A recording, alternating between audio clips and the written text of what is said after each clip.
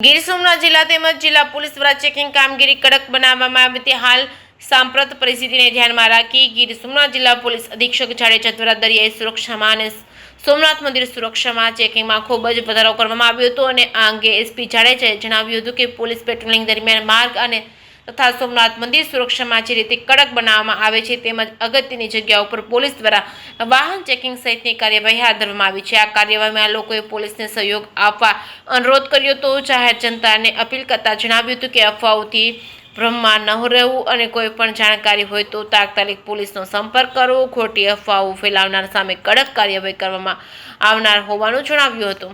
જે કેસની ગુજરાતી સાથે મહેશ વાઝા, સોમનાથ।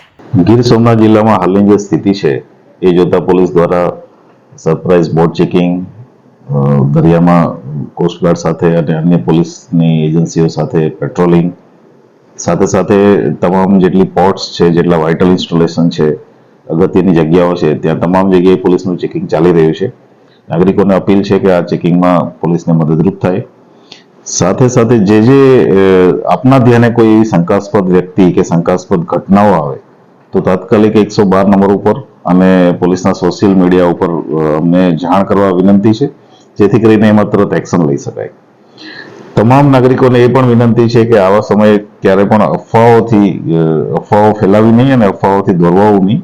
આવી કોઈ પણ બાબત ધ્યાને આવે તો પોલીસના ધ્યાને મૂકજો। અમે અફવાઓની વિરુદ્ધમાં કડકમાં કડક કાર્યવાહી કરવાના છીએ। પોલીસની અલગ અલગ ટીમો QRT અને BDDS એ અગત્યની જગ્યાઓ ઉપર બધી જગ્યાએ એક્ટિવ થઈ રહી છે। વાહન ચેકિંગ પણ ચાલે છે અને આ વાહન ચેકિંગમાં પણ નાગરિકોને વિનંતી છે કે સહયોગ આપશે।